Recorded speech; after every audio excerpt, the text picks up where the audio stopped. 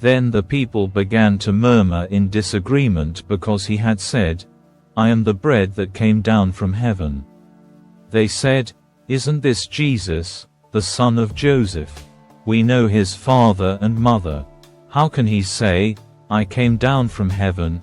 But Jesus replied, "Stop complaining about what I said. For no one can come to me unless the Father who sent me draws them to me, and at the last day I will raise them up. As it is written in the Scriptures, they will all be taught by God. Everyone who listens to the Father and learns from him comes to me. Not that anyone has ever seen the Father, only I, who was sent from God, have seen him.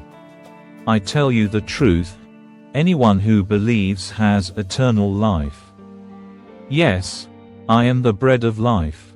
Your ancestors ate manna in the wilderness, but they all died. Anyone who eats the bread from heaven, however, will never die.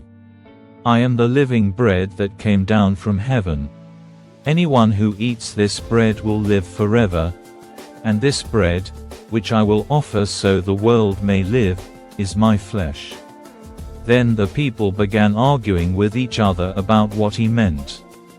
"How can this man give us his flesh to eat?" they asked.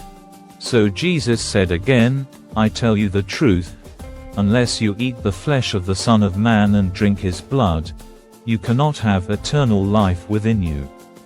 But anyone who eats my flesh and drinks my blood has eternal life, and I will raise that person at the last day. For my flesh is true food, and my blood is true drink. Anyone who eats my flesh and drinks my blood remains in me, and I in him. I live because of the living Father who sent me. In the same way, anyone who feeds on me will live because of me. I am the true bread that came down from heaven. Anyone who eats this bread will not die as your ancestors did, even though they ate the manna, but will live forever." He said these things while he was teaching in the synagogue in Capernaum. Many of his disciples said, "This is very hard to understand. How can anyone accept it?" Jesus was aware that his disciples were complaining, so he said to them, "Does this offend you?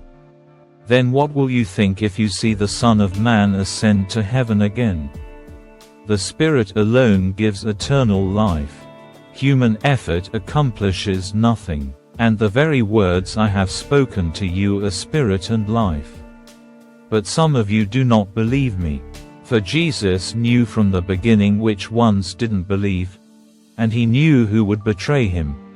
Then he said, "That is why I said that people can't come to me unless the Father gives them to me." At this point many of his disciples turned away and deserted him. Then Jesus turned to the 12 and asked, "Are you also going to leave?" Simon Peter replied, "Lord, to whom would we go? You have the words that give eternal life. We believe, and we know you are the Holy One of God." Then Jesus said, "I chose the 12 of you, but one is a devil." He was speaking of Judas, son of Simon Iscariot, one of the 12, who would later betray him.